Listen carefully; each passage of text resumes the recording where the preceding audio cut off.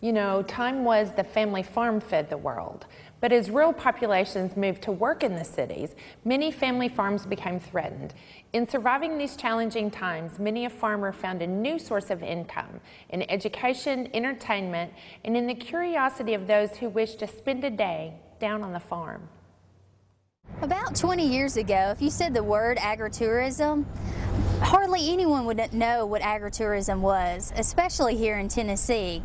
Many years ago, the word originated from Italy. The Italians have a big desire to bring people in, tourism, to their country. About 10 years ago, the Tennessee Agritourism Initiative was formed, and 12 different organizations came together to make agritourism a priority in Tennessee. They realized that farmers and tourists alike needed to come together. According to the 2007 U.S. Census, there were about 24,000 agritourism operations in the United States, and Tennessee had 600.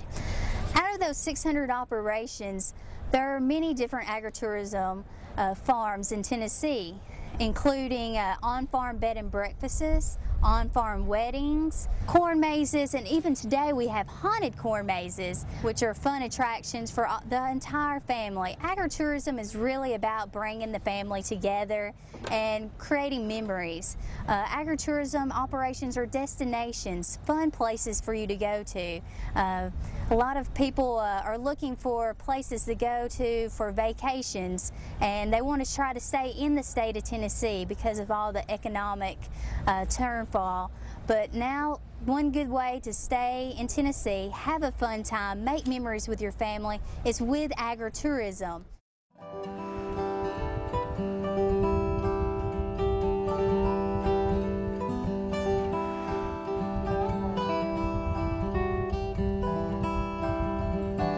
My name is Karen McCulley. My husband and I, Jimmy, own Amazin Acres of Fun. We also have two boys, Daniel and Tyler, 18 and 21, that help us on the farm as well. This farm is fourth generation right now, just a few years to be a century farm. We have 215 acres, and we do strawberries in the springtime.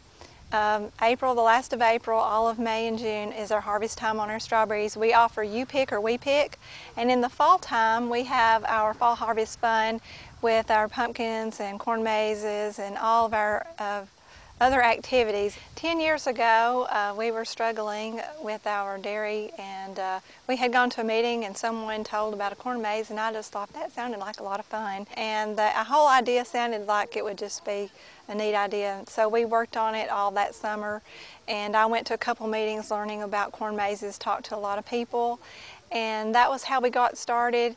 When we first started our corn maze 10 years ago, we were pretty primitive. We had oil lamps for light back here. We had one corn maze that everybody did. Now we offer 3 corn mazes that offer something for the little kids, just learning to read, learning their animal sounds and colors. And then we have our progressive, a little bit bigger maze called the Big Leap. And in that maze we have clues about agriculture, just so kids can learn where their food comes from, learn the products that are produced on the farm. And then of course we have our older maze, our bigger maze, that's got 3 levels in it. 2 levels, it gets progressively harder. The 3rd level has no clues in it. Our activities that we have Dixie the milk cow. This has been a really fun thing. Of course, we milked cows for a long time, and that is fun for kids. If you've never milked a cow, come to Amazin Acres and we'll let you milk our cow. We also have the duck races. We use old-fashioned wheel pumps to move the water to cause the ducks to go. We also have a pipe slide. It's just for fun. It's called the Hillbilly Slide. It's placed on the side of a hill, and it's just a lot of fun. We have pig races. Pioneer Days, they had pig races, and that's just great fun. Everybody comes and cheers on some pig that they want to win and watch it to the finish line. We've had visitors from Florida, Michigan, Memphis. Some of them were on vacation, and some of them had a planned trip here. We get Kentucky, And those are just the ones that we know of, and a lot of them come back now every year. The ones from Florida, they come back every year to visit their family, and must be fall break or something for them. They come up every year, their family does.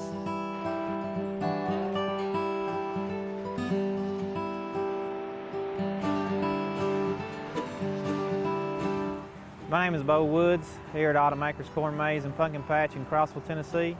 We started this business, me and my wife.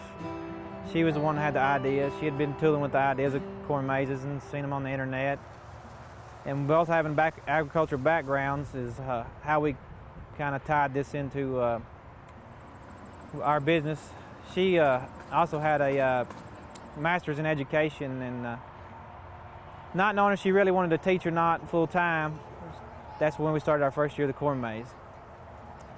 And growing a little bit every year, we have where she can just work the corn maze business and not have to teach.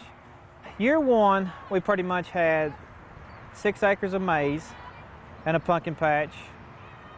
We had a tent that we used for the picnic shelter and a small tent we used for the concession on year one.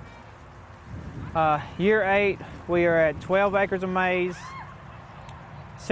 over 6 miles of trail, 10 plus acres of pumpkins. We have the jumping pillow, which is new for this year. We have a full concessions where we do fish fries on Friday and Saturday night. Homegrown sweet corn right here on the farm that we serve. We have a petting zoo. We have a big mega tunnel slide. We do about 10,000 school tours, kids, and total with school tours and general public, we're probably 25,000, 30,000 people. I know we've had some families from Canada, Florida, South Carolina, and we get people from all over the United States.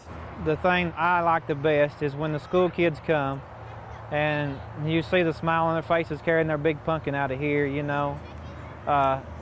It's like a kid going into a candy store for the first time, you know. You come out there with a smile on their face.